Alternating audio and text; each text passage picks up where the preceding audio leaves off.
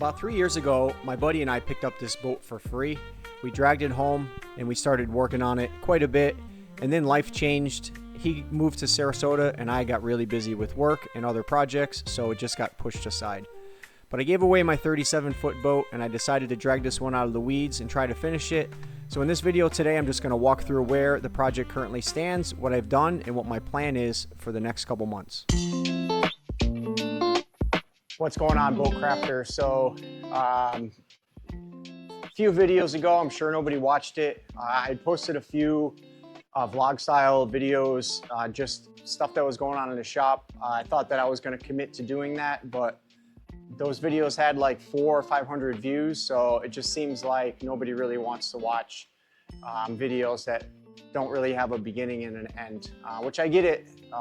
If you don't know what the project is in the video, I mean, you're just not going to sit there and watch it and waste time. So I decided to ditch the vlog style videos, and I'm just really going to go back to focusing on my current project, which is my Donzi 16-foot replica boat. In one of those videos that I posted a couple weeks ago, I had said that I was going to start sharing the process as I move forward. So I did the stringers, I did the transom. I actually looked back and I did film the whole process of replacing the transom. So I am going to publish a video about the transom replacement. But now that I have the stringers glassed in, I'm not going to go through that really that much.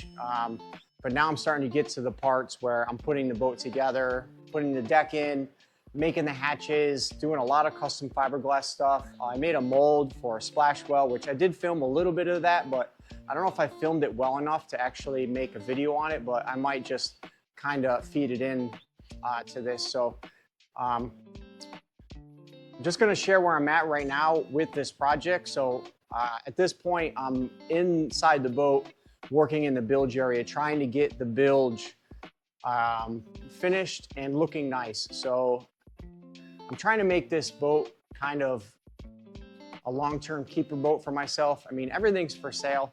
If somebody likes the finished product, then I would probably sell it. But you know, given the amount of time that I'm going to have into this boat, it's going to be hard for me to sell it probably for what fair market value is on the boat. But if somebody appreciates the finer details that I'm going to end up putting into this boat, I have a lot of cool things that I plan on doing. It's hard to get money back for stuff like that. So I think my price point on this boat when it's finished is just really going to be more than what most people are willing to pay. And I'm not just going to give it away for cheap, because that would be silly. I just keep it for me and my girlfriend to enjoy it. It's a nice 16-foot boat. It's easy on and off the trailer. We usually don't go out into open water in the ocean that often. If anything, we're here at the sandbar, which is literally, I mean, the sandbar is right over the other side of that building, less than a mile away. And we go to the Keys a lot, so we're always staying on the bay side, or in the summer when it's calm, to go on the ocean side. So just gonna kind of give a little overview on where I'm at right now. Some of the stuff that I didn't really film. It's a hard balance for me to run the shop and work on my own boat and film it at the same time. A lot of times I start to work on the boat and on my personal boat, and I'm like, oh, I should film this for the YouTube channel. But then, you know, I'm short on time and I just throw the camera to the side and I just try to get stuff done. So I'm gonna try to make a real effort to at least document a good chunk of this, because some of this stuff is new things that I'm gonna be testing, and you know, some other cool little things. I mean, most of the stuff has been done in the industry, but I have some cool ideas for some things that I haven't seen before. So I'm just going to give you a little rundown on where I'm at right now, and then I'm going to do a little bit of work on the inside of the boat to show you a little bit of that today. So this will be a pretty short video. So if you're new, if you don't follow me on Instagram and you didn't watch some of my most recent uploads, my shop is a complete mess, so I apologize for that, but I'm super busy and I'm only one person. Usually it gets so messy in here that I just clean it like once a week. Like everything just kind of gets thrown all over the place, and I got projects going on here. I got projects going on here, projects going on here. There's a project there on the floor. Got some projects there. I was running the CNC this morning, so everything just gets crazy in here because I just don't have the time to.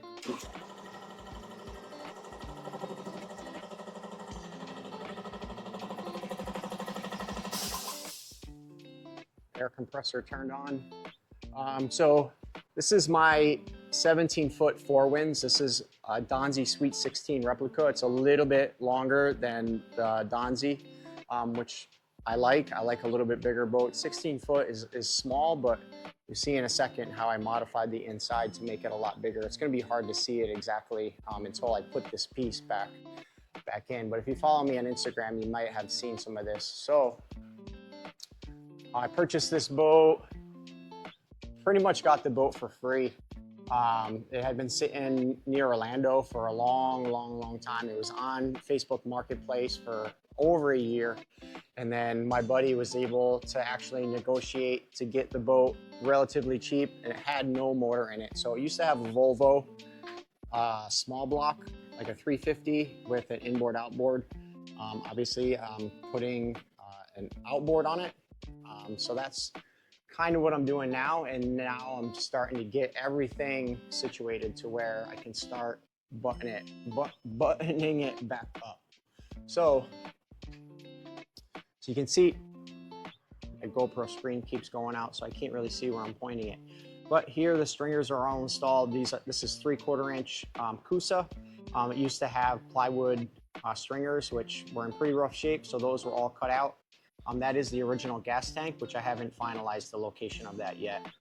Still sorting that out. I think I'm gonna have to put the battery up in the floor in front of the tank because I'm not gonna have enough room back here. But let me start in the back and kind of show you what's going on here. So I used to have exhaust ports here and here. So those were filled. That was easy to do because the transom was placed on the inside. I used Kusa for the transom, so that created a backer for these repairs. So these are pretty much all smooth, ready to go. I need to shoot some high build primer on there and do a guide coat to see how that is all shaping up. It looks pretty smooth. It feels smooth by hand. And I used to do a little body work back in the day, so I can kind of feel some waves in it. But we'll get that dialed in. So one of the problems that I ran into with this boat is that I have a 10-inch setback jack plate, which is sitting on the floor over there. So the motor is going to set back about 10 inches right here. But even with a 10-inch setback, you have the C-Star, the hydraulic steering ram, and then, you know, all that steering mechanism right here. So I needed about minimum 8 inches of clearance. So if the motor bracket attaches here and then all of this other stuff fits forward, I was going to run into an issue with clearance here. So this piece right here used to go all the way across flat and come up like that. So I decided to cut a big chunk of the transom out here, and I made a mold. So I made a mold out of MDF, just a quick mold to create this part. I laid the part up and then I glassed it in. So this is all glassed in from the inside. It's all epoxy with 1700 biax holding it all in. And then I'm gonna have to blend this obviously, but haven't got to that point yet. This is, I decided to add another 1-inch spacer to give me a little bit more room between the transom and the jack plate bracket. So Bob's Machine, they do make some aluminum spacers that you can put in between the jack plate and the transom, and then they also make spacers to give you some more negative trim if your boat needs it, which I'm not sure if I'm going to need that, but this allowed me to push the jack plate back about another inch. So I get like an 11-inch jack plate instead of a 10-inch jack plate. So this is glassed, it's epoxied to the transom, and then I dug around the outside because I'm going to put more glass over the top of this, put a little radius here, and then blend this all in. So this will just look like, you know, a hump in the transom once it's all glassed in. The other reason I decided to do this, well, I had to do it for clearance,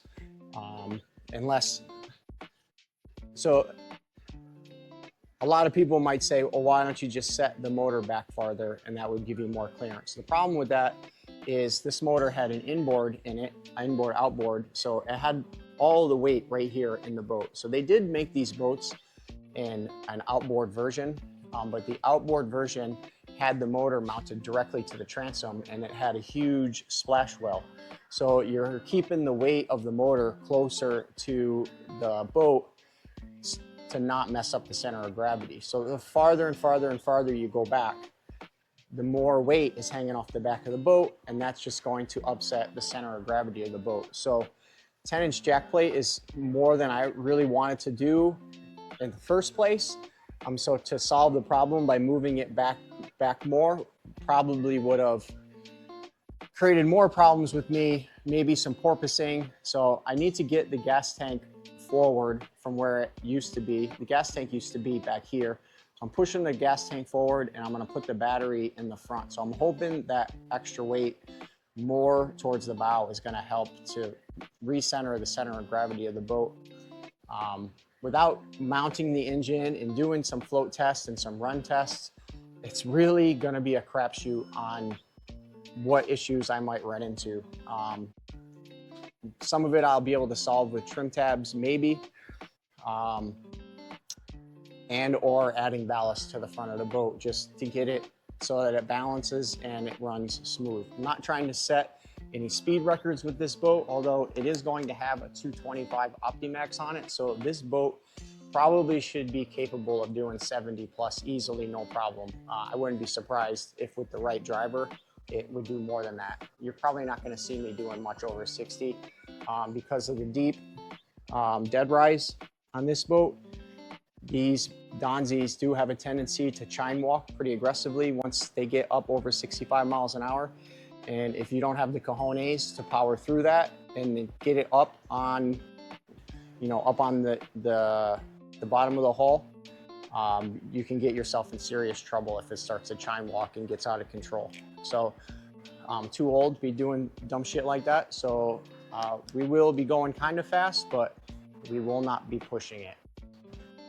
So the next step is to get the transom area all looking nice. So originally I had planned to have a big storage hatch that was going to be here on the top. So I was going to finish the inside of this bilge completely, like to make it perfectly smooth all, through the whole thing. So when you open that hatch, you would look in and it would be nice and completely finished. However, my game plan for this back area had changed drastically over the past month or so, and I decided to cut the back half of the transom off, and this piece here now slides all the way to the back, so the bench seat is basically going to ride right here. There's not going to be any access from the top like I originally planned to. However, this bench seat piece, if I had it in place, I do have some pictures of it. I'll probably drop the pictures in here so you can get an idea of what I'm talking about. But there is a big hole underneath this that used to have access to the motor, and it had storage underneath the seat. So I'm going to put a hatch on this area. So there's going to be storage right here underneath that hatch that I create. So my game plan right now is to finish pretty much this center part, this part of the bilge, and then probably finish it all the way up to the gas tank, because there's going to be another hatch here on the floor. So when you open the hatch, I want the bottom of the boat to look nice. I don't want it to look like, raw, lumpy fiberglass. To the sides of the stringers, this is going to be foam filled. From this part of the stringer to here is going to have foam. There's going to be small insulated storage compartment here and another one here. Because the problem with small boats is once you put a couple people in it, everybody brings their bags, everybody brings their shoes, everybody brings snacks. The next thing you know, you have stuff all over the deck of the boat, and then you're kicking stuff around all day. You have stuff stuffed in the corners. I hate that. That drives me bananas. I hate when there's fenders and lines or anything on the deck of the boat. So we do have some storage up in the front, which some of the bigger bags can probably go. I'm going to build coolers in the floor so I don't have to bring an additional cooler. So I'm not gonna have a cooler sliding around on the floor. I'm gonna try to keep one side for ice and drinks and the other side for like subs and sandwiches, stuff like that. And then in the center here will be storage for, you know, probably lines, small fenders and such. And then I'll have some more storage in here. So where I'm at right now is starting to get the stringers, all the structural is done. You can see that the stringers in this section are a lot wider than they are here. So this is 3/4 inch Kusa. Like I mentioned, there's 2 layers of 1708 on both sides, and then the tabbing comes all the way up. So there's 3 layers of tabbing plus the 2 layers on the Kusa. So there's 5 layers of glass on each side. Back here, I went a little bit heavier with the lamination, and then I also doubled up the coring. So this is the 3/4 inch piece here. Then on the inside or on the outside of that is another 1.5 inch piece of foam that's glassed in the middle and on the outside. So you have 3 layers of glass and 2 layers of coring. So this is 1.5 inch 6-pound density foam, which I'm using to cap the top of the stringers. And I'm mostly doing this for cosmetic reasons. However, it will add some strength to the stringer once it's all glassed in. But the top edge of the stringer material was kind of rough, and rather than me trying to sand that all smooth with putty and filler, I decided to bond some 1/2 inch 6-pound density foam to the top. So you can see it's been bonded in with putty, and now I'm just going to take it, I rounded off these edges here. I'm going to take chop strand mat and wrap all over the top of this, and then try to be nice and careful with it. Probably use some peel ply on the final stages so that this all starts to get really smooth, and then a light skim coat of fairing compound should get it to look like it's nice and smooth. And then all of this is going to get the same treatment. So I'm going to put a couple layers of chop strand mat on here. Well, I'm probably going to put putty first just to fill in the low spots. Then I'm going to put the chop strand mat on, and I'm going to start to get this, you know, build it to get it closer and closer to being smooth. And then the same on the floor. I'm going to put some more chop strand mat just to build it up, and then shoot primer, a high build primer, block that out, just, you know, like you would do on the hull side of a boat or a deck, the same process. So over here is a plate that I added. So you can see that the transom steps down. So in the center of the transom is 2 3/4 inch pieces glued together, and then it tapers to 1 3/4 inch piece, and then that tapers again into the hull. The reason I did that is because the hull bends, it's curved right here, so I couldn't take the transom material and go directly to the side of the hull. Like, you know, most boats, the hull and the transom is a 90-degree angle, so that Kusa goes right and butts right into the corner. So I wasn't able to do that, so I tapered it down. So I could have just done it and ended it right here, but then I would have had 1.5 inch step off the edge of the transom and would have made it even more difficult to finish because it would have been just an aggressive drop. But because I have this drop, I had to add this piece here. This is a piece of 30-pound density FPVC marine PVC coring material that I bonded to the transom with epoxy, and then I went over the top of it with chop strand mat. So this is where my jack plate, pump, and relays are going to mount here. So once all of that gets all situated, I'm probably going to have to add some rigging tubes here. I haven't decided. So the original boat just had these zip ties with big loops in them that the rigging went through. I'm thinking to put maybe a 3-inch piece of PVC, you know, from about here up to the front, so that if it ever comes a day where I needed to send more wires through this that I didn't do originally, I mean, I'm probably going to end up sending a few extra wires, but say I change my motor or I need to change one of the cables, it's a lot easier to fish the wires through the rigging tube than it is to try to have to get in here and pull all these wires through these zip ties. So having the tube will make rigging a lot easier. So the majority of the rigging is going to run up this side. Obviously, the control cables, the throttle cables, you know, for the gauges, that's all going to run up this side. There probably won't be much rigging on this side. There's just going to be some speakers, but everything should probably go up this side, and then the wires will come across from the dash that way. So the other thing I mentioned it briefly, is going to be the battery location. So I did have it, I built a battery box right there. It's foam. I didn't really want to put it in the front because I wanted to have a small storage hatch there in the front, so where we could throw smaller things like our shoes, things like that. But I don't think that's really going to be possible. I think I'm going to have to slide the fuel tank back about 10 inches and put the battery in the front. That's going to be the driest part for it. And then I think what I'm going to do is in the dash, I'm going to put extra large storage compartment with charging ports inside, so you know all of our phones can just be put in that compartment and they can be charging with the door closed.